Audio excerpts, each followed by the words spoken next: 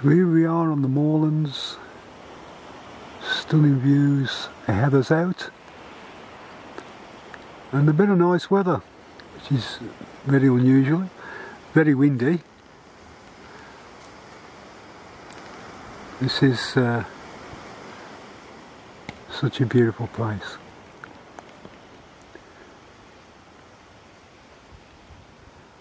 Heather's come out now, which just really changes the look of the moors, because it looked a bit bleak a few weeks back, and now it's just full of colour, and that there makes a nice shot.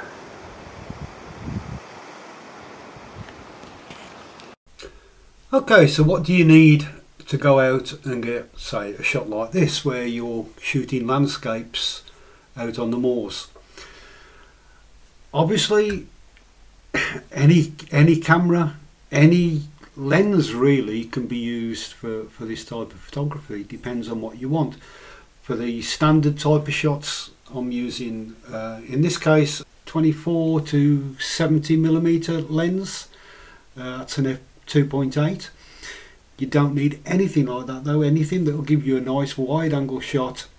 And obviously a zoom is nice because you can move in and out and get different scenes. Even sometimes a 200mm can pull in a subject that can be on the moors and give you a nice shot. So it's thinking about things like that, thinking about the subject and what lens to use for that subject. And we'll talk more about that when we go through other photographs, and I'll show you different examples and what I use for those shots. So this was a 24-70mm Canon lens. That's it. Now what is important is to use the right shutter speed with this shot, because I didn't carry a tripod with me, and to be honest, there is absolutely no point in using a tripod for this type of shot.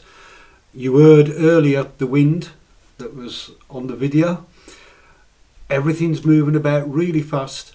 So if I've got a tripod, I'm not going to require it really, because I've got a shooter to shutter speed that will stop all that motion in the leaves on the tree and all the vegetation on the ground.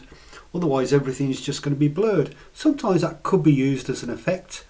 In that case you would use a tripod. You might want to, it's quite nice when you get grasses and that moving around and you blur the shot using a slow shutter speed. But in a situation like I was shooting that shot, tripod's not required. I shoot at a higher shutter speed that's fast enough to stop all that movement. So things like that are important to think about. So these three next shots I'm showing you, this is another case where I wouldn't use a tripod, because what I'm trying to capture are those magnificent clouds, and obviously if I do a long shutter speed they are going to blur and you're just not going to get what you actually want, what you're trying to capture. So you can see the moon just over there, and in this shot that's just a close-up.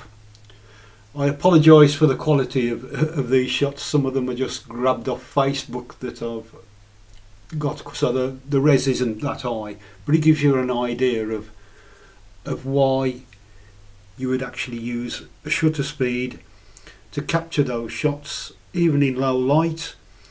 This one perhaps I could have used a tripod, but again I didn't want any movement, and the moon moves anyway. So if you do a long slow shutter speed with the moon, it won't be sharp. You won't get that detail that you're trying to capture.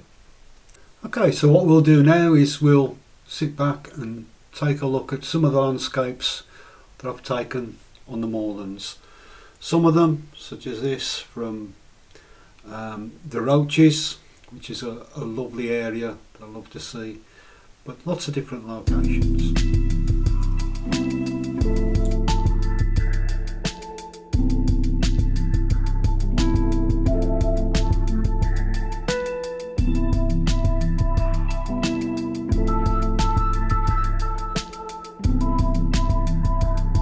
Now let's view some of the lovely evening shots over on the Roaches.